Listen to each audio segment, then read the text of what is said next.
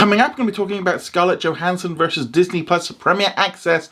Plus, I'll also be talking about what's new on Disney Plus, and loads of stuff has also been removed. But before we get into any of that, make sure you do hit that subscribe button to keep up with the latest Disney Plus news. Hi everyone, it's Roger here from What's on DisneyPlus.com. It's Friday, it's time to jump into some of today's big Disney Plus news.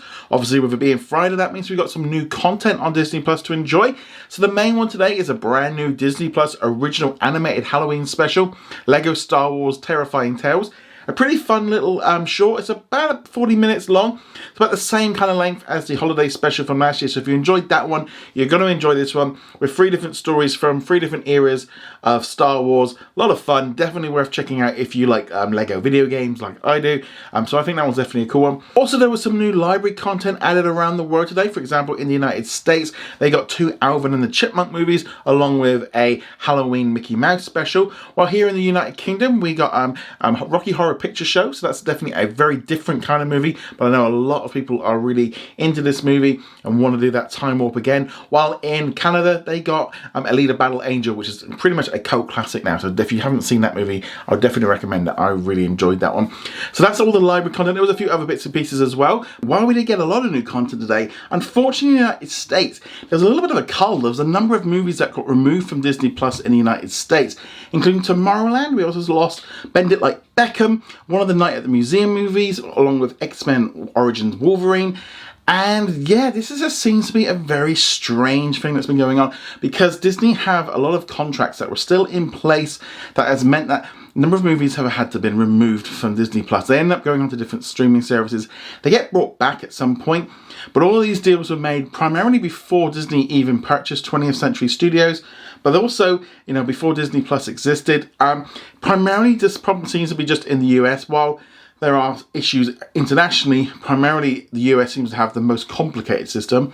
It just seems to be, normally it's about 1 or 2 movies a month, but this seemed to be like a really bad month with lots of movies going, especially with some of them only recently being added. That's always the kind of the bad thing with this one. Disney Plus is set to launch in a number of Asian territories later this year, including Taiwan, Hong Kong, South Korea, and Japan. And before it does so, Disney are going to be holding a special Apec event on October the 14th, which is a showcase of all of the new original content coming throughout Asia, and that also includes other territories that have already got Disney Plus, such as Indonesia, India, Singapore, etc. So they're all going to be getting a special event showcasing some of these originals. Hopefully as well, a lot of them are going to end up coming on to Disney Plus internationally. They seem to be doing that a lot more with their international shows. They're going to be seeing a lot more of this, but that one's primarily going to be the main focus is on Asian areas, because we're going to be having Disney Plus Day just a few weeks later on November the 12th, which is going to be all over the place. So this is kind of really getting ready for those announcements. There's going to be special sessions and chat sessions with some of the people that are going to be appearing in some of the new Disney Plus originals in the area. But great to see this coming. But let me know in the comments below if you are excited about some of this new content. I'd love to hear your thoughts in the comments below. And finally, it looks like Disney and Scarlett Johansson have sorted out what was been going on with them, with this huge lawsuit going on over Disney Plus Premier Access. If you're not too sure what that is, basically earlier this year they released Black Widow on Disney Plus Premier Access and in cinemas, and all seemed to be going very nicely until just after it had been released. Scarlett Johansson put in a lawsuit saying that she was kind of not getting the money that she was supposed to get because Disney didn't release it only in theatres, and therefore it reduced the amount of bonuses that she'd get from the box office hitting certain levels. She argued that Black Widow should have been held back a little bit longer until cinema was ready. Although I kind of would say, well, it was delayed over a year. You know, Disney did try and do that.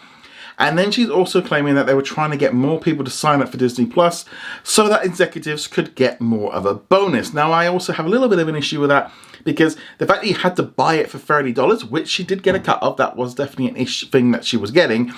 I don't necessarily wonder how many people signed up for Disney Plus just to then go and buy Premier Access. But let's take all that away. She did have a contract with Disney for this release, and it didn't go the way it went, and she was entitled to some money. Looks like the deal has now been done. Scarlett Johansson went on to say in a statement, "I am happy to have resolved our differences with Disney. I'm incredibly proud of the work we've done together over the years, and I've greatly enjoyed my creative relationship with the team. I look forward to continuing our collaborations for years to come." With Alan Bergman, who is the chairman of Disney Studios Content, went on to release a statement saying, "I'm very pleased that we've been able to come to a mutual agreement with Scarlett Johansson regarding Black Widow. We appreciate her contributions to the Marvel Marvel Cinematic Universe and look forward to working together on a number of upcoming projects, including Disney's Tower of Terror. Now, no financial details were released, which was not a huge surprise, but I'm just glad that this is all out the way. It never should have gone public in the first place. They needed to sort it out.